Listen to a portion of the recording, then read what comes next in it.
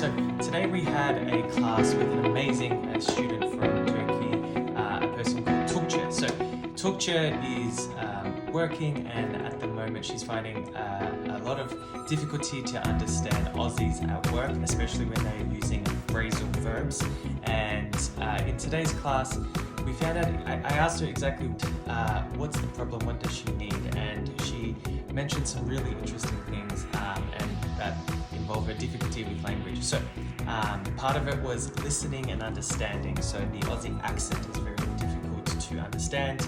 It's very fast, and there are a lot of different phrasal verbs. Phrasal verbs are used, they're used heaps at work in Australia, and they're not literal. So we found a lot of examples, like for example, call off doesn't actually mean call and off, it means to cancel something.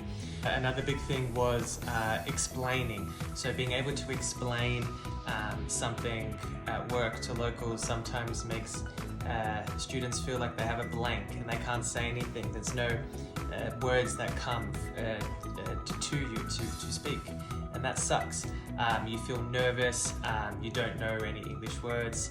Most technical terms you might know, but especially in group conversations, it's hard to understand people, especially with some conversational slang. So what we did, we said, okay, phrasal verbs. We're going to look up the most commonly used phrasal verbs, learn the meaning, create some examples for you to use and try out during your week.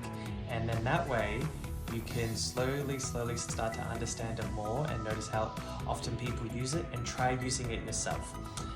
We gave her some ebooks. So ebooks, we have a Aussie slang ebook, 50 words you can use, basically phrasal verbs at work in Australia. We also have an amazing Calendar for Business book, which has heaps of vocabulary, phrasal verbs, and really cool questions to get you thinking in that professional mindset when you're speaking in English. And I'll include the link here. These are really cool. So for example, you have here call off. Call off basically means to cancel something, okay? So instead of saying, I have to cancel this meeting or Zoom chat, you can say, I need to call off this meeting. There's one there. Take over. Take over basically means to get control or responsibility over something, okay? I need to take over this project. Can you take over this meeting for me? Next, burnout. Burnout sucks. So if you feel burnt out, it means you're exhausted. And if you've seen our other Aussie slang videos, you can also say knackered or buggered, but burnt out basically means you want to quit, or you just felt so burnt out, you have no energy left. Next we have carry out. Okay, so carry out means to perform the job. Okay, so for example, you can complete a task or perform your duty.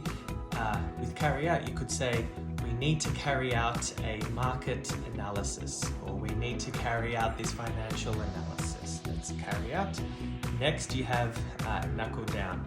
So this part of your finger here, these are knuckles. Okay, knuckles, you see them here. Knuckle down means to focus and not get distracted.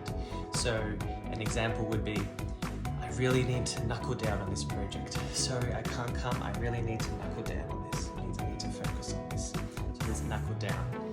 These are just some examples of phrasal verbs that you can use in everyday life, not just at work.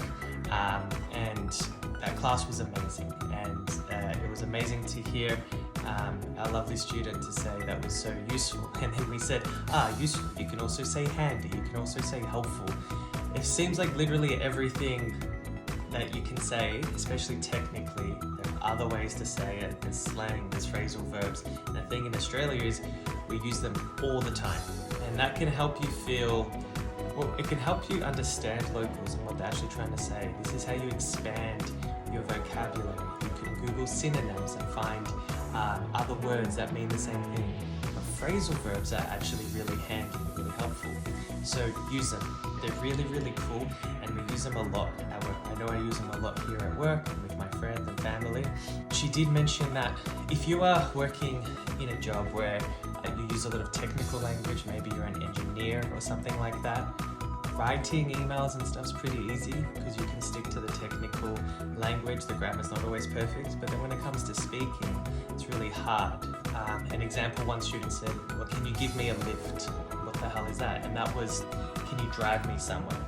And phrasal verbs use words that you already know, but they don't mean exactly that. We don't literally mean to burn something out or to call off something.